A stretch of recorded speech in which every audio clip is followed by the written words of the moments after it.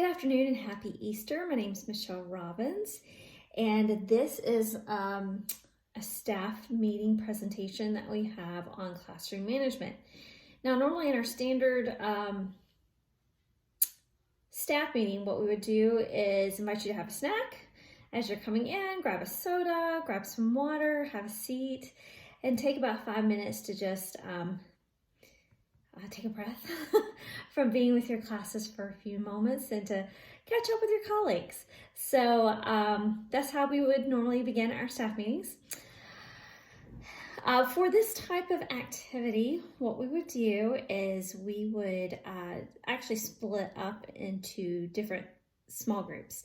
And within those small groups, make sure that we have people that have varying levels of confidence and background knowledge in classroom management, because that's what this presentation is on, is reflecting on how we can approach our classroom management effectively, or maybe just take a moment to reflect and rethink how maybe we approach our classroom management strategies.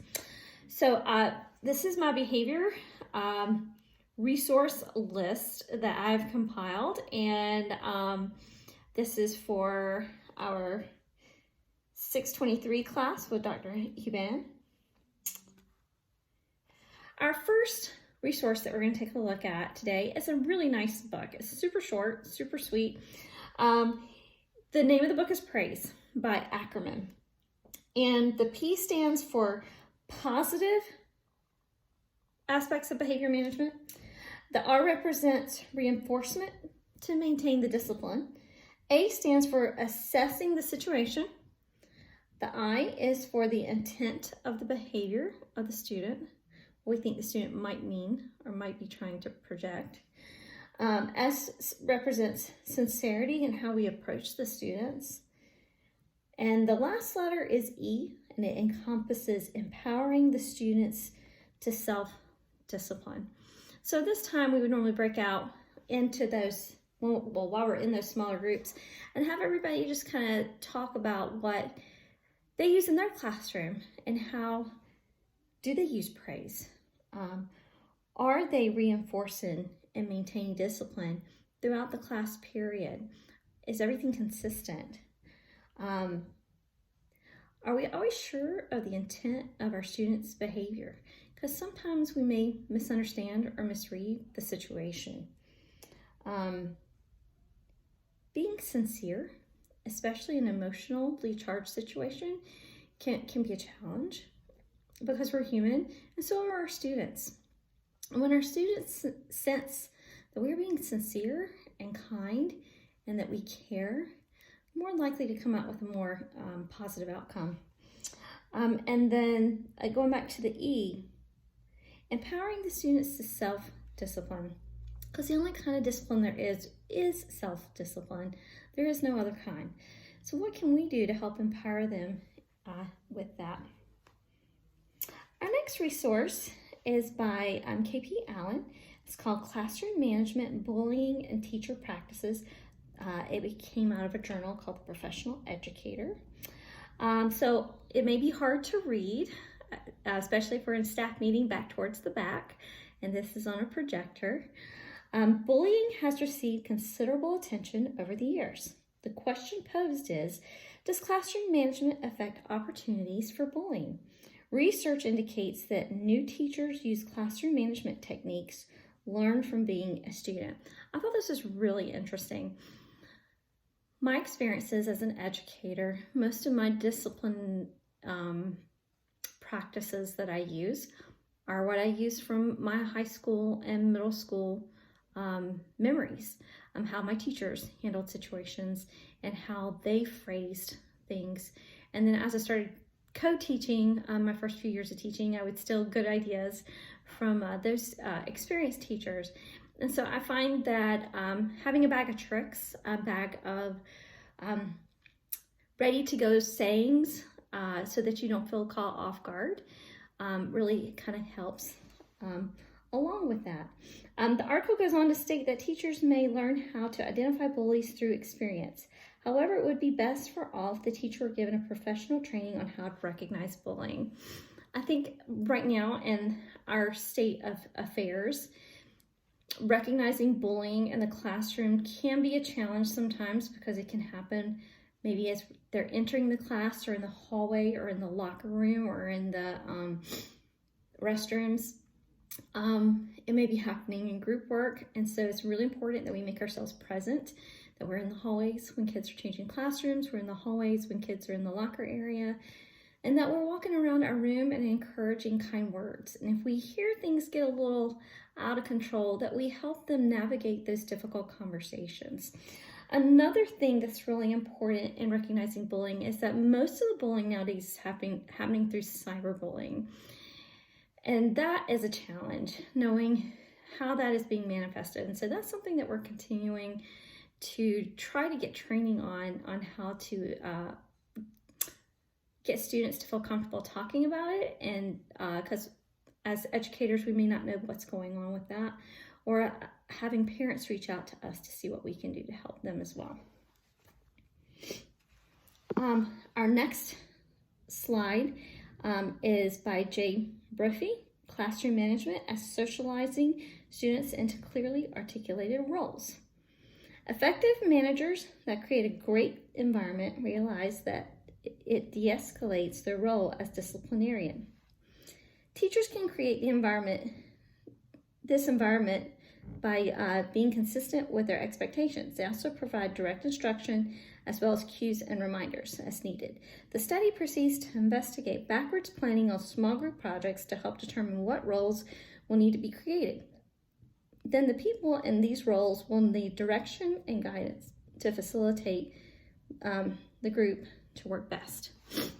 I have found that with small group instruction, in my classroom experience, this is something you might want to try in your classrooms, is having on maybe a note card each role that you want a student to play within the group.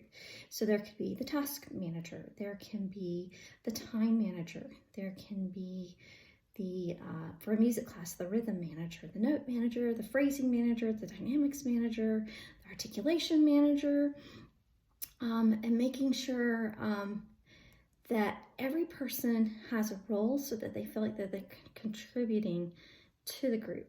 If everybody's actively engaged, that's more than likely going to cut down on the discipline issues you have because they're all engaged in what's going on. So be it science or social studies, the same thing. Make sure each person has a role and a responsibility towards the group so that there's less likely to be an opportunity to get off task. And by getting off task, sometimes that can lead us into some difficult behaviors. Our next journal by B.C. Dart, P.C. Burnett, N. Purdy, G. Bolton Lewis, J. Campbell, D. Smith, Students' Conceptions of Learning, the Classroom Environment, and the Approaches to Learning. Teachers and students have differing perceptions of what a classroom environment should look like. Heavens, yes. My co-teacher and I have completely different ideas of what our classroom can look like. And it's okay, and it can still be successful. I am a strong disciplinarian, and I need to have things really calm and really organized and really efficiently run. My coworker is just as effective, but it looks way different. Things are a little looser. Things are a little more relaxed. Things are a little more comfortable. As we take turns in front of the classrooms, we realize that we're actually reaching different kids and that we're connecting with different kids in different ways. So this is okay. This is good. Research has shown that students tend towards deeper learning in a supportive classroom learning environment. The more in-depth the knowledge entails personalization of instruction, a high level of participation in investigative learning skills. They provide an environment that fosters problem-solving and cognitive skills. They hypothesize that students' perception of the classroom learning environment is linked with their personalized learning. So take a moment and reflect on that in your small groups with your current staff members and talk about, what do you think? What does that look like in your classroom? Or what could it look like? Share out with one another. So this is where I give them a moment to talk and to share. Going back to the meeting. This next one is C. Denton, Teachers' Reflections on Effectively Managing Their Classroom, a discussion of how two experienced science teachers examine their classroom management practices. Ms. Deaton examines two science teacher classrooms in classroom management. She studied how the teachers reflected on their classroom management skills.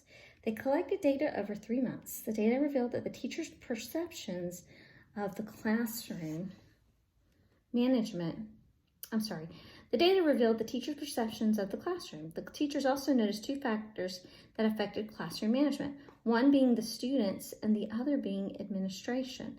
The conclusion was that both teachers' success in classroom management was in part to the relationships and bonds with their students. So if you're taking time to get to know your students and connect with them and build that special rapport, that's really going to cut down on any classroom management issues that you may be encountering. Now, that does not mean that you get to be their best friend.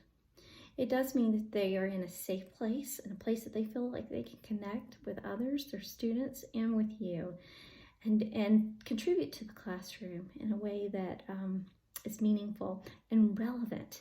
That's something else that's really important in today's classrooms, is students realizing that what we're doing and what we're teaching and what we're learning is relevant to their day-to-day lives and to how it relates to their future lives. Our next selection is D.J. Delman, Systemized Classroom Management to Enhance Teaching and Learning. Mr. Delman emphasizes in his article the importance of establishing rules and procedures on the first day of class. He goes on to say that throughout the year, it is essential to reevaluate to see if the rules and procedures in class are effective. Delman presents several ideas of student engagement during various activities. This helps students maintain discipline and follow classroom procedures. Examples of activities and expectation review include how students should engage in a class presentation, computer work, and individual student logs. So, in my classroom, the very beginning of the school year, let's talk about our 6th graders who are coming up from elementary school, wondering what 6th grade expectations are in a music room. You walk in and you come and you grab your instrument, but you don't pack until I say so. And we go over the whys. So many times with classroom expectations, the students just feel like it's another small little box that they have to live in, and they don't understand the whys behind it. And so we discuss the whys of the classroom expectations. So why don't we open our cases by ourselves just yet? Why haven't I given you the freedom? And they're very, very receptive and smart, and are like, maybe we might accidentally open up our case upside down and our instrument fall out. That's a good point. Yeah, so that's why we're going to wait and do it together, so I can double check your cases and make sure that they're facing the correct direction and we don't have a catastrophe with your instrument. Another one is we don't play our instruments until we're instructed to do so. Okay, so we don't want everybody just playing their instrument whenever they want. Why would that be important? Why is that significant? And they're able to raise their hands and tell you and articulate why that's important. Oh yeah, we might distract the class. We might distract the teacher. I may miss important instructions. So our students are very, very smart, very wise, brilliant. And so if we make sure that we help clarify the whys behind our expectations, I think you're gonna get more buy-in to the expectations. From T. Dick, P. Parker, H. Marsh, M. Kunter, Self-efficacy, in classroom management, classroom disturbances, and emotional exhaustion, a moderated mediation analysis of teacher candidates. As teacher burnout is studied, does the teacher self-efficacy play a role in managing student behavior? The trifold research is on stressors, emotional exhaustion, and teacher self-efficacy. The results came out that teachers with low self-efficacy ended up being teachers that emotionally were more burnt out and suffered from occupational stressors. This is a hard one. As teachers, we are all at a different efficacy level, and we all have our own lives that are going on that we don't present to the children. And then we have the stresses that are brought into our classroom. And so there's so much that plays into this that it's hard to articulate to a new teacher how to make sure that you're taking care of yourself, especially as you build these efficacy skills. One thing that I discuss with my student teachers is as you take that first job, you need to make sure that you're going to need to spend a lot of hours creating your lesson plans. However, if you come in early, leave on time. If you come in on time, and then you can choose to stay late, but don't come in early and don't stay late, because that leads to burnout as well. When you're tired, when you're exhausted, it can be harder with classroom management. When you're tired and you're exhausted, you may not be doing your best planning. And make sure that you have a support network within your school. Maybe you are the only Latin teacher in the school, but you may not be the only foreign language teacher or the only teacher in your hallway. Find those people that you see are having success and see what you can do to model that. Ask questions, reach out. Every teacher is there to help other teachers. Nobody has this, oh, it's all mine. This belongs to me. I'm not sharing with anybody. Everybody wants to help and everybody wants you to be successful as a teacher. So if you're noticing that maybe you're feeling burnout, it can happen whether you're in year 1, year 5, year 15, year 19. We've all been there. So finding ways to recharge and rejuvenate is really important. J.D. Garwood, A.H. Harris, J.K. Tomic, starting at the beginning, an intuitive choice for classroom management. Starting the school year off with a great classroom environment sets the tone for the whole year. Being academically engaged helps reduce classroom management issues. In addition to being engaged in academics, students must adhere to rules and communicate appropriately with others. Keeping classroom procedures fair and consistent is critical. Teachers need to be mindful not to be reactive but proactive in planning for classroom management. I know on the first day of playing our instruments, somebody's going to play out of turn. It happens every year. And so there's no emotion attached to it, but if you play out of turn, you have to pack your instrument away. And that's one of those things where sometimes people initially think, hey, that's kind of harsh, but not when they know that we don't play until I say. Again, because it can be disruptive. And it's easy to say, oh, that's okay, just don't do it again. Oh, that's okay, remember, we don't do that. Oh, that's okay, don't remember. We have to make sure that they understand the expectations. And so usually after you have 1 or 2 students that have that uh-oh moment, they come into class with a fresh start the next time, and they don't really have an issue anymore after that. And then other students learn by that person's example. They realize, oh, okay, this is how this class goes. This is what the expectation is. I got it. I understand, and I can manage that, and that's good to know. Our last one for today is by W. Hunter T. Hayden, Implementing a Classroom Management Package in an Urban Middle School, a Case Study Preventing School Failure, Alternative Education for Children and Youth. Utilizing classroom management packages has been researched to see if they can prevent and promote behaviors in the classroom. The purpose of this research is to see if in an urban middle school setting, a specified package would be best suited. Including in the package would be aspects of pre-correction, timing, and supervision. The results of the research were quite surprising. Student misbehavior and teacher redirection dropped by 50%. That's pretty significant. I think as a school, when you have decided on common language to use throughout the school, that really helps our students to be successful. So if we have common phrases like, we are kind at Trailside Middle School, and if every teacher is using that phrase or something like that, then it really starts to catch on. It starts to stick in their minds. And so I think it's important for that as you're having your PBIS meetings at the beginning of the school year, that you decide together, okay, this is our common language. print it out, give every teacher one to have on their in their lesson plan book, to have maybe taped on their podium, or have taped on their desk, or wherever they're standing and moving around their computer, just so that as our kids are understanding the expectations, they hear common language and they're not getting mixed messages, because when they start to get mixed messages, then we also run into some significant issues. So thank you so much for taking the time today to walk with me through some of these classroom management strategies and ideas and styles, and to get the brain rolling in a new direction, maybe to revisit what you're already doing, or say, yeah, I'm on the right track, I'm moving in the right direction, or I haven't thought about it in that way. So thank you so much, and I wish you a happy Easter and a wonderful rest of your weekend. Bye-bye.